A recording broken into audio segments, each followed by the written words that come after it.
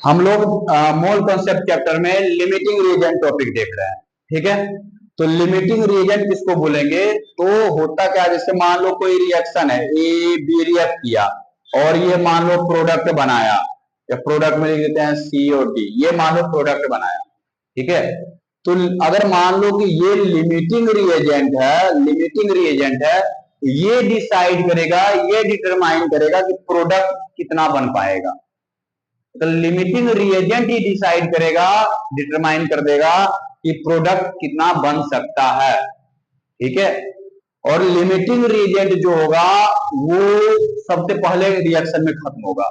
जैसे ये मान लो लिमिटिंग रिएजेंट है, तो दूसरा जो है ये एक्सेस इसको बोलते हैं, मतलब ज्यादा अमाउंट में ये है। एक्सेस मतलब मोर अमाउंट, ज्यादा अमाउंट में है ये। ठीक है, और ये लिमिटिंग रिएजेंट है, मतलब लिमिट अमाउंट में है। जब ये रिएक्शन इससे करेगा तो ये तो कंप्लीटली कंज्यूम हो जाएगा, बच जाएगा, इसका कुछ अमाउंट बच जाएगा। लेकिन जिस रेशियो में जितना अमाउंट ये कंबाइन किया इससे, उतना ही प्रोडक्ट बनेगा। इसीलिए बोला गया कि जो लिमिटिंग रिएजेंट होगा वही डिसाइड करेगा बनेगा कितना।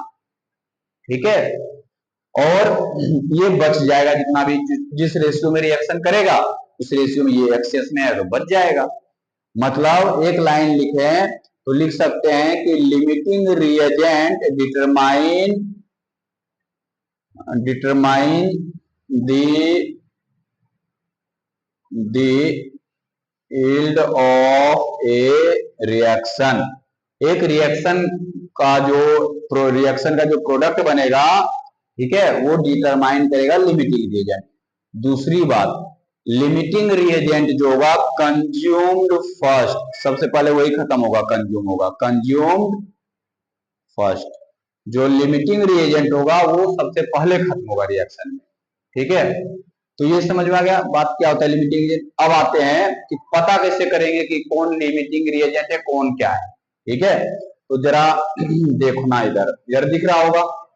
ठीक है, तो अब जरा देखा जाए, इसमें एक आसान तरीका है। जैसे मान लो ये ए लिखा हुआ है और यहाँ पे मान लो कोफिशिएंट है n। ठीक है, कोफिशिएंट है n, और ये मान लो कोफिशिएंट है Bm, और ये B से रिएक्शन किया और ये COD प्रोडक्ट बनाया, इधर वाले को रिएक्टेंट बोलते हैं। ठीक है, अब मान लो कि ये दिया हुआ है 3 मोल। ठीक है,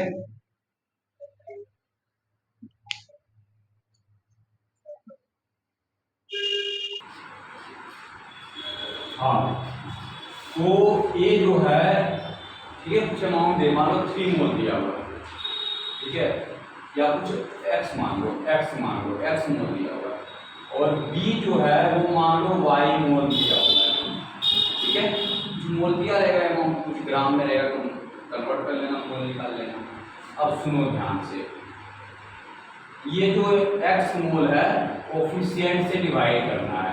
x का x को a के कोफिशिएंट n है, इससे डिवाइड करना है।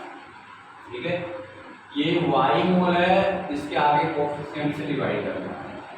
ठीक है, अब डिवाइड करने के बाद अगर मान लो ये अमाउंट कम है, ये ज़्यादा आया, जो कम अमाउंट, कम वैल्यू आएगा उसको बोलेंगे लिमिटिंग रिएजेंट, लिमिटिंग रिएजेंट। और जो ज़्यादा अमाउंट में होगा उसे एक्सेस बोलेंगे।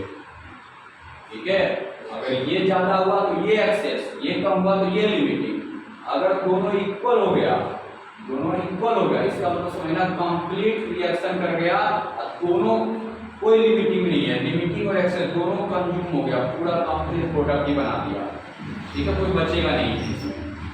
अगर दोनों मान लो इक्वल हो गया, दोनों कंप्लीट रिएक्शन कर देगा, कंप्लीट रिएक्शन बना देगा। वो लिमिट समझ डिवाइड करना, लिमिटिंग रेशियो बनेगा। जैसे मान लो एक एग्जांपल H2 + O2 रिएक्शन किया और बना दिया H2O। ठीक है, बैलेंस करेंगे तो यहाँ पे 2 लगा दिए, यहाँ पे 2 लगा दिए। अब देखो इसका कोफिशिएंट क्या है, यहाँ पे 2, इसका 1 कोफिशिएंट है। इसका मतलब ये जो कोफिशिएंट है, इसका मतलब यहाँ क्या है, 2, कोफिशिएंट 2। इसका मतलब ये हुआ कि ये और ये 2 और 1 रेशियो में कंबाइन करेगा, ठीक है, और बनेगा क्या 2, 2 1 2 इस रेशियो में कंबाइन करके बनाएगा। लेकिन पता कैसे करेंगे कि कौन लिमिटिंग है कौन क्या है? तो मान लो ये दिया हुआ है 8 ग्राम, ग्राम में मोल ही ले लो, मान लो ये दिया हुआ है 4 मोल, एग्जांपल से मान ले रहे हैं 4 मोल, मान लो ये दिया हुआ है मान लो 6 मोल, ठीक है। अब हमें लिमिटिंग पता करना है, क्या करेंगे, जितना मोल है उसके कोफिशिएंट से डिवाइड करो, इधर 6 मोल है कोफिशिएंट 1 डिवाइड करो, ये करके कितना आ गया 2 और ये करके कितना आया 6, ये कम है ये कम है, ये क्या हो गया लिमिटिंग रिएजेंट और ये एक्सेस हो गया।